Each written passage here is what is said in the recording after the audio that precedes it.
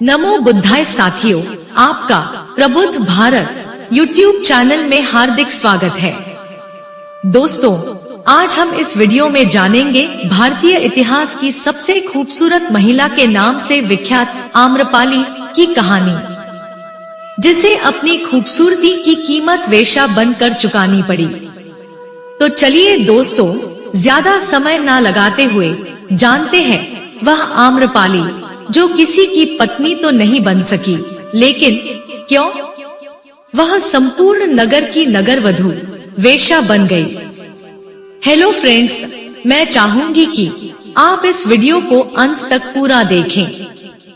अगर आप इस चैनल पर नए हो तो फटाफट हमारे चैनल प्रबुद्ध भारत को सब्सक्राइब जरूर करें। तो चलिए दोस्तों, वीडियो में आगे बढ़ते हैं। दोस्तों, यह कहानी है भारतीय इतिहास की सबसे खूबसूरत महिला के नाम से विख्यात आम्रपाली की, जिसे अपनी खूबसूरती की कीमत वेश्या बनकर चुकानी पड़ी। वह किसी की पत्नी तो नहीं बन सकी, लेकिन संपूर्ण नगर की नगरवधू जरूर बन गई। आम्रपाली ने अपने लिए यह जीवन स्वयं नहीं चुना था, बल्कि वैशाली में शांति बनाए रखने और गणराज्य की अखंडता बरकरार रखने के लिए उसे किसी एक की पत्नी न बनाकर नगर को सौंप दिया गया। उसने सालों तक वैशाली के धनवान लोगों का मनोरंजन किया, लेकिन जब वह तथागत बुद्ध के संपर्क में आई तो सब कुछ छोड़कर वह भिक्षुनी बन गई। और आम्रपाली के जैविक माता पिता का तो पता नहीं, लेकिन जिन लोगों ने उसका पालन किया था उन्हें वह आम के पेड़ के नीचे मिली थी, जिसकी वजह से उसका नाम आम्रपाली रखा गया। वह बहुत ही सुंदर और खूबसूरत थी। उसकी आंखें बड़ी बड़ी और काया बेहद आकर्षक थी। जो भी उसे देखता था वह अपनी नजरें उस पर से हटा नहीं पाता, लेकिन उसकी यही खूबसूरती, उसका यही आकर्षण उसके लिए श्राप बन गई। एक आम लड़की की तरह वह भी खुशी खुशी अपना जीवन जीना चाहती थी, लेकिन ऐसा हो नहीं सका। वह अपने दर्द को कभी बयां ही नहीं कर पाई, और अंत में वही हुआ जिसकी नियति ने उससे करवाया। आम्रपाली जैसे जैसे बड़ी हुई, उसका सौंदर्य चरम सीमा पर पहुंचता गया, जिसकी वजह से वैशाली का हर पुरुष उसे अपनी दुल्हन बनाने के लिए बेताब रहने लगा। लोगों में आम्रपाली की दीवानगी इस हद तक थी कि वह उसको पाने के लिए किसी भी हद तक जा सकते थे। यही सबसे बड़ी समस्या थी। दोस्तों, आम्रपाली के माता पिता जानते थे कि आम्रपाली को जिसको भी सौंपा गया तो बाकी के लोग उसके दुश्मन बन जाएंगे और वैशाली में खून की नदियां बह जाएगी। इसलिए वह किसी भी नतीजे पर नहीं पहुंच पा रहे थे। इसी समस्या का हल खोजने के लिए एक दिन वैशाली में सभा का आयोजन हुआ। दोस्तों, सभा में मौजूद सभी पुरुष आम्रपाली से विवाह करना चाहते थे, जिसकी वजह से कोई भी निर्णय लिया जाना मुश्किल हो गया। इस समस्या के समाधान हेतु अलग अलग विचार प्रस्तुत किए गए, लेकिन कोई इस समस्या को सुलझा नहीं पाया। लेकिन अंत में जो निर्णय लिया गया उसने आम्रपाली की तकदीर को अंधेरी खाई में धकेल दिया। सभा में उपस्थित सर्वसम्मति के साथ आम्रपाली को नगर वधू यानी वेश्या घोषित कर दिया गया। ऐसा इसलिए किया गया क्योंकि सभी लोग वैशाली के गणतंत्र को बचाकर रखना चाहते थे, लेकिन अगर आम्रपाली को किसी एक को सौंप दिया जाता तो इससे वैशाली नगरी की एकता खंडित हो सकती थी। नगर वधू बनने के बाद हर कोई उसे पाने के लिए स्वतंत्र था। इस तरह गणतंत्र के निर्णय ने उसे भोग्य बनाकर छोड़ दिया। लेकिन आम्रपाली की कहानी यहीं समाप्त नहीं हुई। आम्रपाली के चाहने वालों में मगध के राजा बिंबिसार भी शामिल थे। मगध के राजा बिंबिसार के वैशाली के साथ हमेशा ही शत्रुतापूर्ण रिश्ते रहे थे। ऐसे में आम्रपाली से मिलने जाने के लिए उन्हें दूसरा भेष धारण करना पड़ता था, ताकि कोई उन्हें पहचान न सके। बिंबिसार खुद एक संगीतकार थे। जब वह आम्रपाली से मिले तो दोनों एक दूसरे के साथ प्रेम में पड़ गए। दोस्तों, आम्रपाली प्रेम में पड़कर मगध राजा बिंबिसार के बच्चे की मां भी बनी। उसका बेटा आगे चलकर एक बौद्ध भिक्षु बन गया। एक बार राजा बिंबिसार ने वैशाली पर आक्रमण किया तो उसने आम्रपाली की महल में शरण ली। उसी दौरान आम्रपाली को बिंबिसार की असलियत की पहचान का पता चल गया। आम्रपाली ने राजा बिंबिसार से युद्ध को रोकने के लिए कहा और राजा बिंबिसार ने आम्रपाली की बात मान ली। उसके बाद बिंबिसार ने आम्रपाली को मगध की महारानी बनने का प्रस्ताव भी दिया, लेकिन आम्रपाली ने इस प्रस्ताव को अस्वीकार कर दिया, क्योंकि वैशाली और मगध शत्रु थे। अगर आम्रपाली ने राजा बिंबिसार के प्रस्ताव को स्वीकार कर लिया होता तो शायद भयंकर युद्ध छिड़ जाता और हजारों लोग मारे जाते हैं। दोस्तों, आप देख रहे हैं आपका नंबर 1 चैनल प्रबुद्ध भारत यूट्यूब चैनल, जो हमारे बहुजन महापुरुषों का सच्चा इतिहास तथा अखंड प्राचीन भारत की संस्कृति एवं पुरातन सभ्यता की सच्चाई को आप तक बेधड़क पहुंचाता है। दोस्तों, मगध राजा बिंबिसार के साथ साथ उनके पुत्र अजातशत्रु भी आम्रपाली के प्रेम से दूर न रह सके और वह भी वैशाली की नगरवधु आम्रपाली पर मोहित हो गए थे। साथ साथ आम्रपाली भी उनसे प्रेम करने लगी, लेकिन जब वैशाली नगरी के लोगों को इस बात का पता चला तब उन्होंने आम्रपाली को जेल में डाल दिया। अजातशत्रु इस बात से इतना क्रोधित हो गए कि उन्होंने वैशाली पर कहर बरसा दिए। इस लड़ाई से कई लोगों की जान चली गई। इस विभीषिका से आम्रपाली बहुत दुखी हो गई, क्योंकि वह अपने राज्य वैशाली से बहुत प्यार करती थी। राज्य की कीमत पर वह अपने प्रेम को पाना नहीं चाहती थी। दोस्तों, इन सब के बाद जब आम्रपाली भगवान बुद्ध के संपर्क में आई तो सब कुछ छोड़कर बौद्ध भिक्षुनी बन गई। तो आइए दोस्तों, आम्रपाली के बौद्ध भिक्षुनी बनने की कहानी भी जान लेते हैं। जब भगवान बुद्ध अपने प्रवास में वैशाली आए, कहते हैं कि उनके साथ उनके सैकड़ों शिष्य भी हमेशा उनके साथ रहते थे। सभी शिष्य प्रतिदिन वैशाली की गलियों में भिक्षा मांगने जाते थे। वैशाली में ही आम्रपाली का महल भी था। वह वैशाली की सबसे सुंदर स्त्री और नगरवधु थी। वैशाली के राजा राजकुमार और सबसे धनी और शक्तिशाली व्यक्तियों का मनोरंजन करती थी।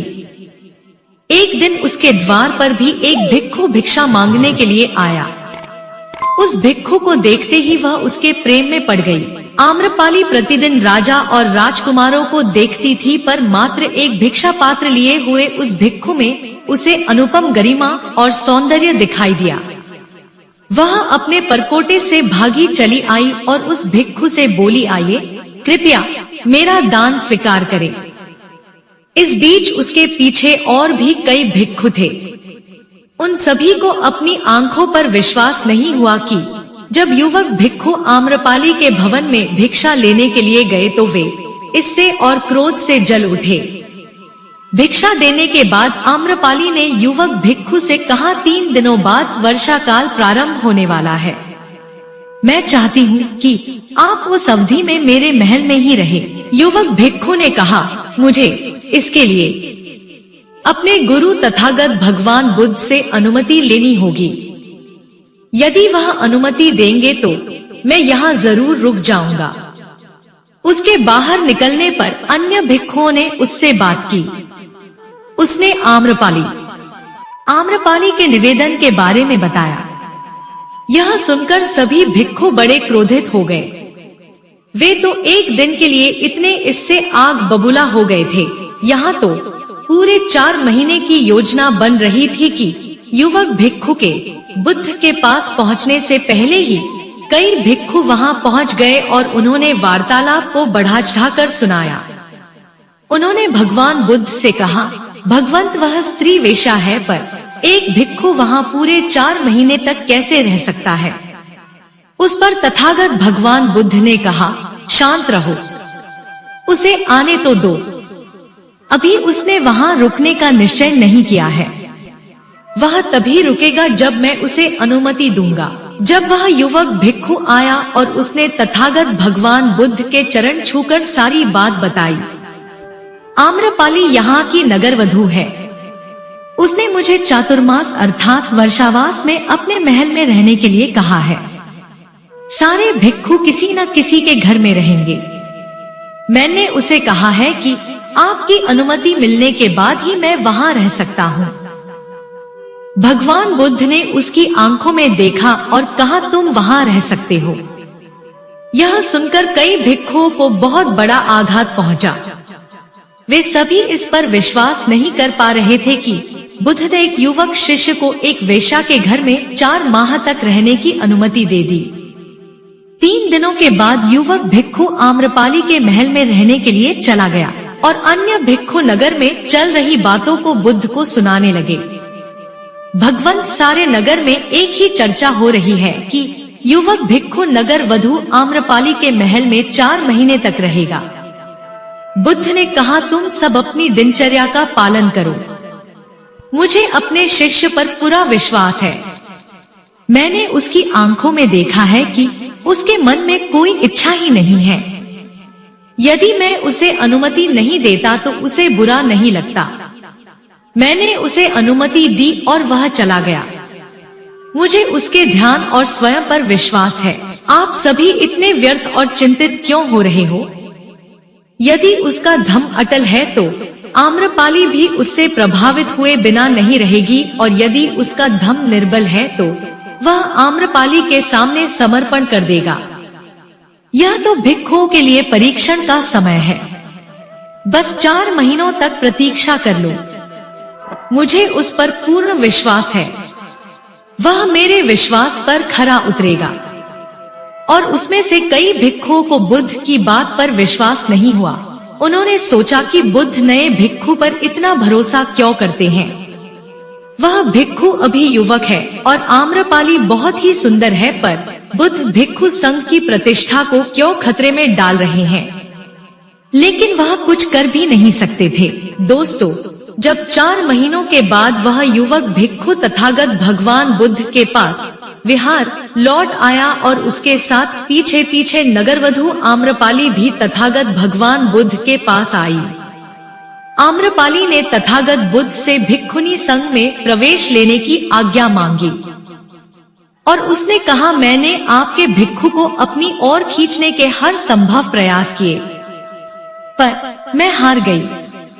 उसके आचरण ने मुझे यह मानने पर विवश कर दिया कि आपके चरणों में सत्य और मुक्ति का मार्ग है। मैं अपनी समस्त संपदा भिक्षु संघ के लिए दान में देती हूँ।